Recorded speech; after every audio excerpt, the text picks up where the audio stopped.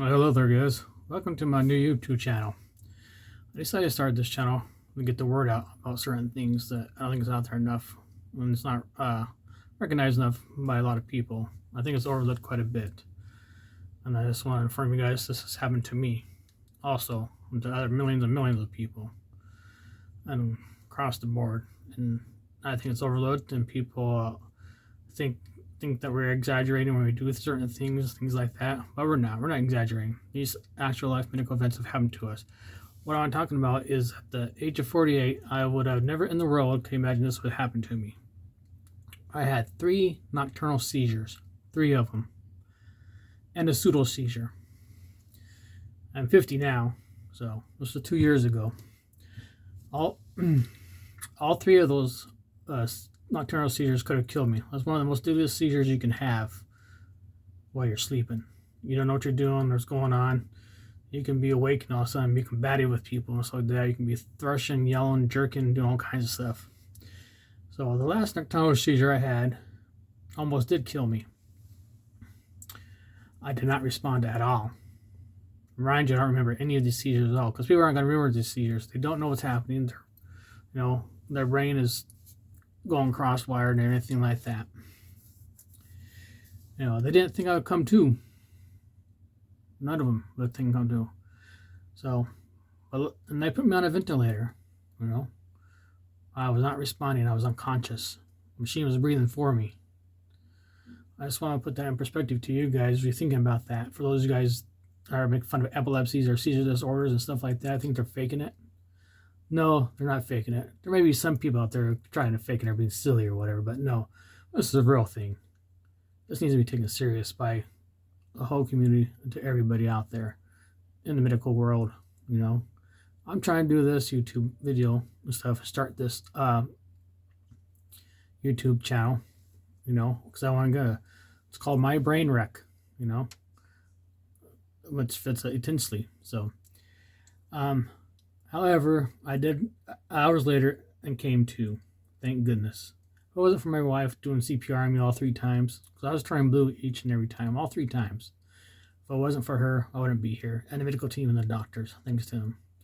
Like I said, I don't remember any of these seizures at all. From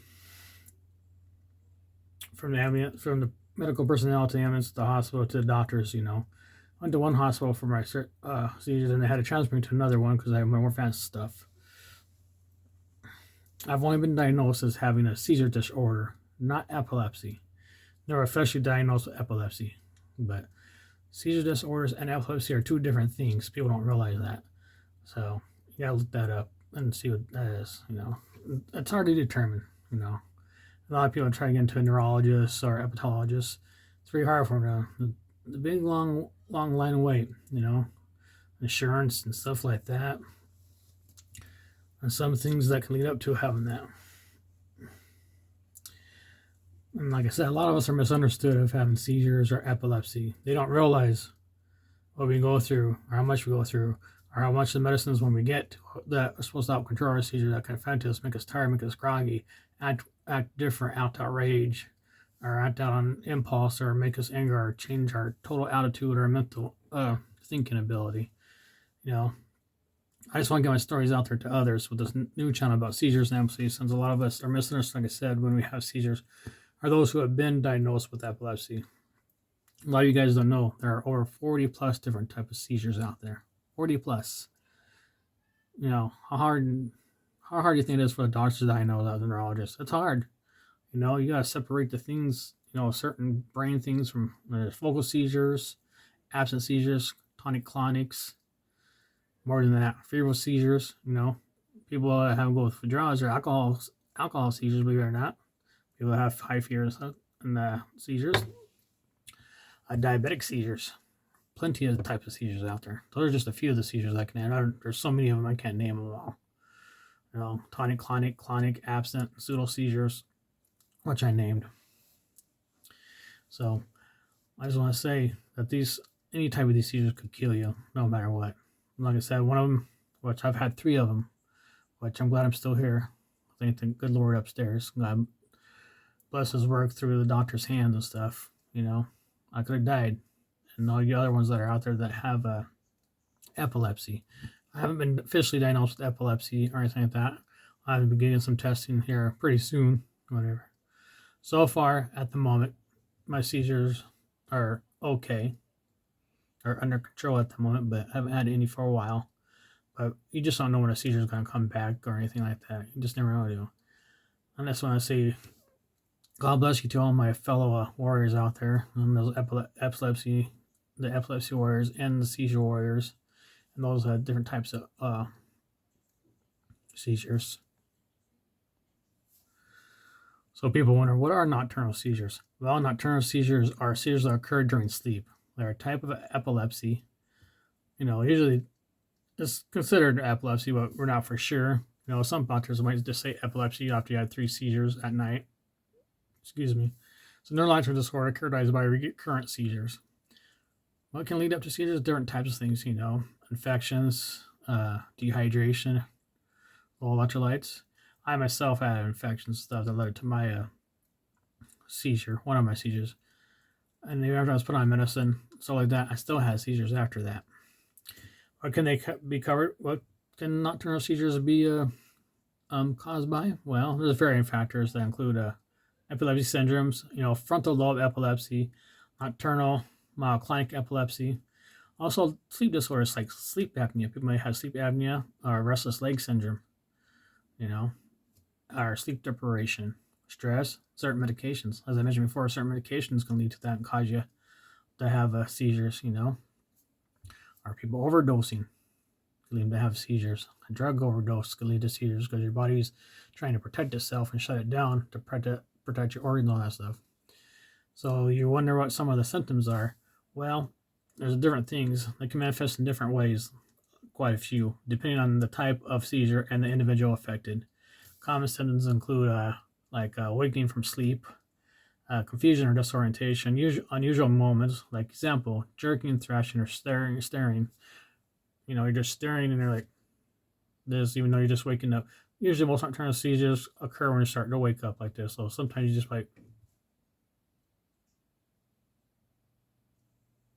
you're not saying nothing or anything, and people are like, I wonder what is wrong with that guy? What the heck is going on with him? Is he on drugs or something? He's not on drugs. Not necessarily. He may have some type of seizure disorder. Confusion or disorientation, like I said, sudden awakening from sleep. You crying or screaming like, ah! People crying. And yeah, you can have a loss of bladder control, which is very embarrassing for a lot of people because you don't have any control of your body right now. You don't have nothing. Your body can't do it. Your muscles are all doing something totally different from what you control. Bite marks on the tongue or cheek, like this. Some people will see like that. Certain things like that. So, people feeling tired or weak the next day. What you got to realize is when people have seizures and stuff, all their muscles are being used. Every single muscle in the body is being used. Your brain and everything. Your muscles are going crazy. Your brain is like, what's going on here, And it's sending different signals and you can't control it. It's hard to do. So I just want to get this out there for everybody. So I'm going to be doing this channel called My Brain Wreck. So I thought it'd be very interesting for you guys to see. So I'm just telling you a little bit about myself and what's going on here. So now, how do they diagnose this stuff? Basically, it's you need a diagnosis. It requires a medical evaluation. Which may include like a medical history and physical exam, or EEG to record brain activity during your sleep, video monitoring to capture seizures if they occur during the evaluation. Sometimes they do out home monitoring and stuff like that. It can be very embarrassing, or EEGs, And sometimes they won't catch nothing on them at all, and you wonder why people wonder why people like us that are patients get upset. Why didn't they catch nothing? There's nothing there. They say they didn't catch nothing or anything like that. Well, unfortunately, they're not going to catch nothing, even if you're under the drugs and medications, stuff like that. Even if you don't have it, stuff. They do all kinds of tests. They do flashing lights at you. Close your eyes. They got these real bright lights flashing on you. So your eyes are how you're reacting to it. If you jerk, move, or like that, you just don't know. So, treatment course for nocturnal seizures involves all anti-seizure medications or anticonvulsants, as they call them. Other measures may include sleep hygiene improvements, stress management techniques, and addressing underlying sleeping disorders. But like I said, you can die from this. All right. And for those that don't understand epilepsy or seizure disorders, excuse me, go out there and educate yourself. I highly suggest that you educate yourself for this, because people that don't understand this feel like we're just faking it, being stupid and going bananas, and that we're on some type of drugs and we're out there to, oh, limits just came out of the loony bin or something like that. No, we didn't come out of the loony bin. We can't control it. We have no control over how our brain does stuff all the time. Okay? Doesn't know. You don't know that person, what they've done or what has been done.